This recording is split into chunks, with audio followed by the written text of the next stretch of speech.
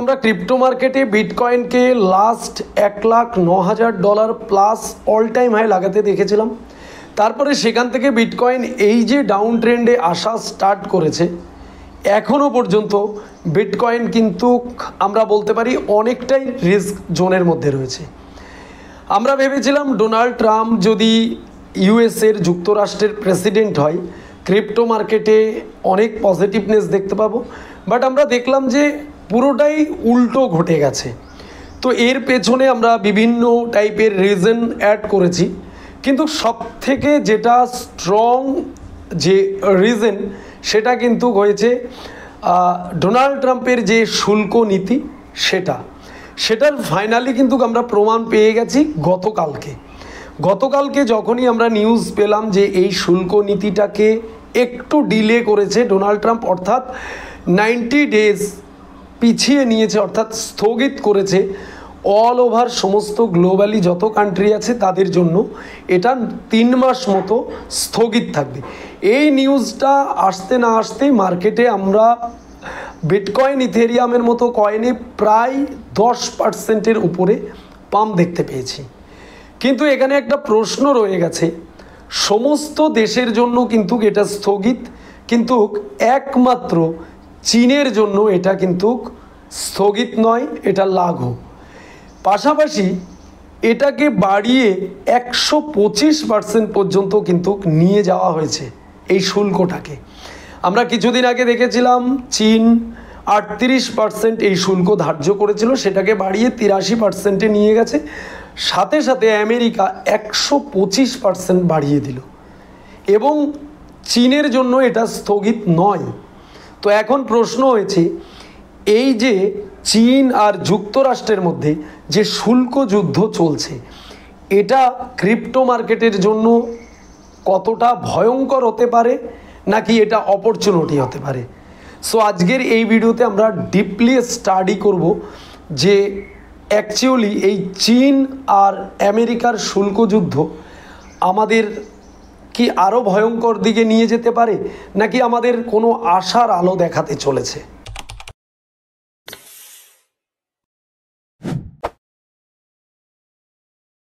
America আর চীনের এই যে শুল্ক যুদ্ধ চলছে, এই যুদ্ধতে আমাদের ক্রিপ্টো মার্কেটের কতটা উপকার বা কতটা ক্ষতি হতে পারে সেটা জানার জন্য প্রথমে আমাদের জানতে হবে আমেরিকা বনাম চীন কে কার ওপরে কতটা নির্ভরশীল।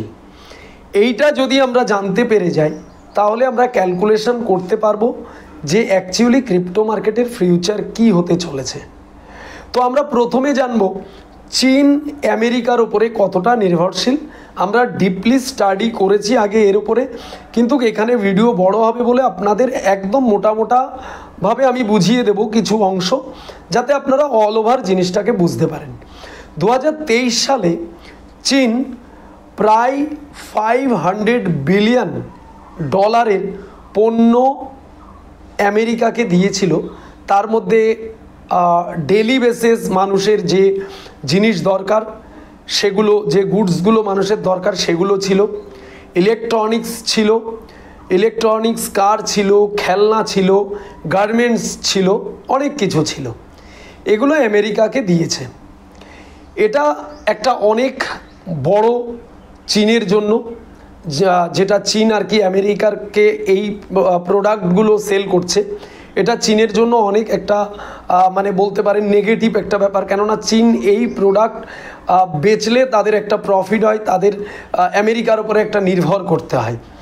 পাশাপাশি বিশ্বের মধ্যে সবথেকে যে আমেরিকান ট্রেজারি বন্ড হোল্ডার সেটা কিন্তু চীন এত বড় ট্রেজারি বন্ড হোল্ড করছে, এর পেছনে একটা বড় রিজন রয়েছে। সেটা হয়েছে চীনের যে ওয়াইন অর্থাৎ যে কারেন্সি, সেটার মধ্যে স্টেবিলিটি রাখার জন্য চীন কিন্তু এই ট্রেজারি হোল্ড করছে, অর্থাৎ বন্ড হোল্ড করছে।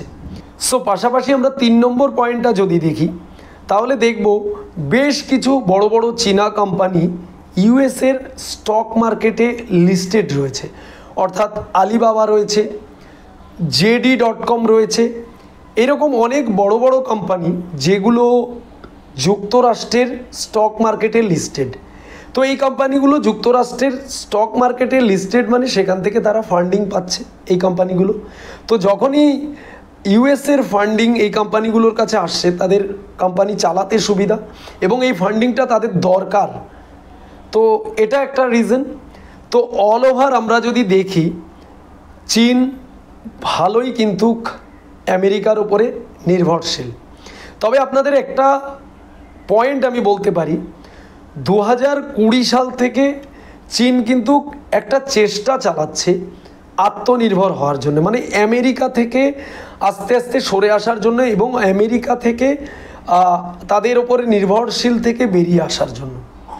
তো সেখানে চীন অনেকটা সাকসেসফুল হয়েছে, অনেকটা তারা প্রমাণ করতে পেরেছে যে আমেরিকা থেকে তারা সরে আসছে, আমেরিকার থেকে তারা নির্ভরশীলতা সরিয়ে নিচ্ছে। এটাতে চীন কিন্তু অনেকটা এগিয়েছে।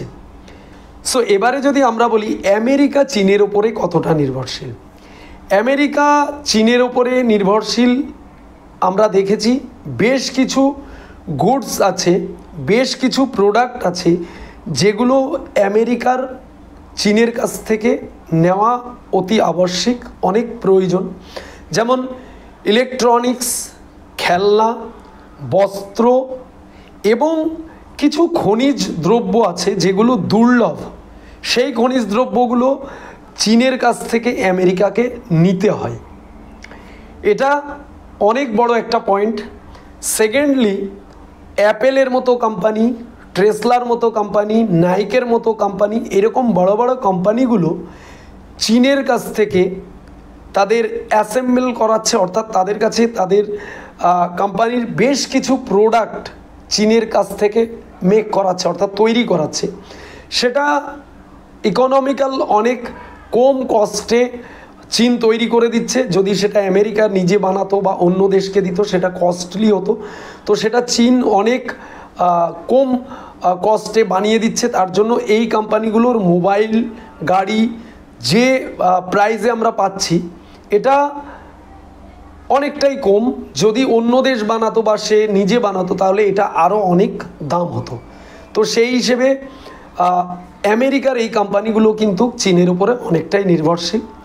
আর আরেকটা বড়, সবথেকে মেন যেটা ইম্পর্টেন্ট আপনাদের জানতে হবে, চীন যেহেতু বিশ্বের সবথেকে ডলার যে ইউএসের ট্রেজারি বন্ড ধারক, অর্থাৎ তাদের কাছে হোল্ড রেখেছে, সেই ট্রেজারি বন্ডের ধারক হিসেবে চীনের থেকে আমেরিকা অনেক বড় ঋণ নিয়ে রেখেছে। সেটা অনেক বড় মাপের ঋণ চীনের কাছ থেকে আমেরিকা ঋণ রেখেছে। তো অল ওভার যদি আমরা দেখি, চীন ডিপেন্ডেন্ট আমেরিকা, আমেরিকাও চীনের ওপরে কম ডিপেন্ডেন্ট নয়। তো দুজনই যদি এই মুহূর্তে দাঁড়িয়ে আমরা দেখি, কম বেশি দুজনই কিন্তু অনেকটাই শক্তিশালী।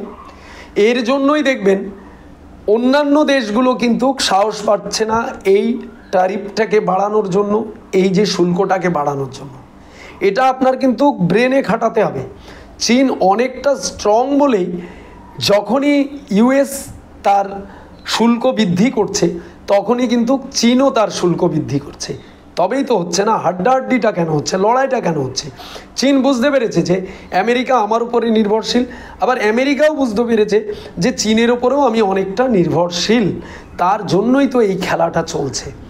এবারে প্রশ্ন হয়েছে সবথেকে ইম্পর্টেন্ট, যেটা কিনা যে এটাতে আমাদের ক্রিপ্টো মার্কেটে কী এফেক্ট পড়তে পারে এটা জানার জন্য। তো বর্তমানে এই দুজনের যে লড়াইটা চলছে, এই লড়াইটা অল ওভার গ্লোবালি যত দেশ আছে, যত অর্থনৈতিক আছে, যত বিজনেসের ফর্মুলা রয়েছে, তার মধ্যে একটা অস্থিরতা কিন্তু তৈরি করছে।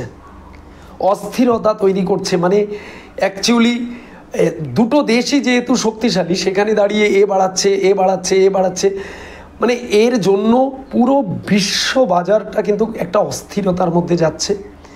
এটা আমাদের জন্য অনেক একটা প্রবলেম ক্রিয়েট করতে পারে। তবে এখানে অপরচুনিটি আছে। এখানে অপরচুনিটি, আপনারা ভাববেন না যে ক্রিপ্টো মার্কেট পড়ে যাবে। অপরচুনিটি এটাই, এই অস্থিরতার জন্য যখনই ইউএস স্টক মার্কেটকে আমরা দেখছি লাগাতার ডাম্প করছে, ইউএস স্টক মার্কেটে যে মানুষ তাদের যে ইনভেস্টমেন্ট, যে হোল্ড, সেটা কিন্তু মানুষ সেখানে একটা আনসেফ ফিল করছে। অর্থাৎ তারা বুঝতে পারছে না, একের পর এক ডাম্পিং করছে এবং দুটো দেশের মধ্যে এই লড়াই চলছে। ডোনাল্ড ট্রাম্পের জন্য যদি স্টক মার্কেট আরও ক্র্যাশ করতে থাকে তাহলে পাবলিক কোম্পানির যে অর্থ বিনিয়োগ করা রয়েছে এই স্টক মার্কেটে সেটা মানুষ আনসেফ মনে করবে এবং মানুষ সেখান থেকে তার টাকা ডলার উইথড্র করা স্টার্ট করবে এবং মানুষ বাধ্য হয়ে বিটকয়েন ইথেরিয়ামের মতো জায়গায় তাদের ইনভেস্টমেন্ট করতে বাধ্য হবে। কেননা যখনই একটা সেফ, একটা সিকিউরিটি প্রোডাক্ট, একটা অ্যাসেট, এর মধ্যে যখন অস্থিরতা তৈরি হবে, নির্ভর থাকবে না, ভরসা থাকবে না কি হতে পারে, তখন মানুষ বিটকয়েনের উপরেই কিন্তু নির্ভর করবে। এটা হতে বাধ্য। যদি এই রকম চলতে থাকে চীন আর আমেরিকার, এটার যদি একটা সলিউশন না আসে, তো অল ওভার যদি আমি বলতে পারি এই যুদ্ধ চলতে থাকলে আমাদের ভালোই হবে। ক্রিপ্টো মার্কেটে আমরা কিন্তু পাম্প দেখতে পাবো। ডোনাল্ড ট্রাম্প এই যে 30 দিনের জন্য যে স্থগিত রেখেছে, এটা তো আমাদের একটা মার্কেটে হালকা পাতলা পাম্প এনেছেই, পাশাপাশি অনেক বড় পাম্প, অনেক বড় র্যালি নিয়ে আসবে যদি মার্কেটে মানুষ তার আত্মবিশ্বাস হারায়, মানুষ যদি স্টক সেল করা স্টার্ট করে দেয়, সেখানে আনসেফ মনে করে, ডলার কস্ট ভ্যালু পড়তে থাকে, তাহলেই আপনারা ভাবতেও পারবেন না বিটকয়েন ইথেরিয়াম কোথায় যেতে পারে। এবার আপনি আমাকে প্রশ্ন করতে পারেন, বিটকয়েন ইথেরিয়াম বাড়লে তো আমার কোনো লাভ নেই। অবভিয়াসলি লাভ আছে। বিটকয়েন ইথেরিয়ামে টাকা আসলে তারপরে সে টাকা সিস্টেম ওয়াইজ যখন বিটকয়েনের ডমিনেন্স পড়বে তখন সে টাকা ঘুরে অল্টস কয়েনে যাবে, অল্টস কয়েন পাম্প করবে। তো আজকের এই এইরকম ভিডিও যদি আপনারা আরও চান, অর্থাৎ মার্কেটের মুভমেন্ট কী হতে পারে, ভেতরে কি হচ্ছে, যে ছবিটা আমাদের দেখানো হচ্ছে না সেটাকে স্টাডি করে বের করে এনে দেওয়ার জন্য আমি আছি। যদি এতটুকু ইনফরমেটিভ মনে হয় ভিডিওটা, তাহলে অবশ্যই ভিডিওতে একটি লাইক করবেন, চ্যানেলটিকে সাবস্ক্রাইব করে রাখবেন, ফ্রি টেলিগ্রাম চ্যানেলে জয়েন হতে ভুলবেন না। দেখা হবে নেক্সট ভিডিওতে। সবাই ভালো থাকবেন।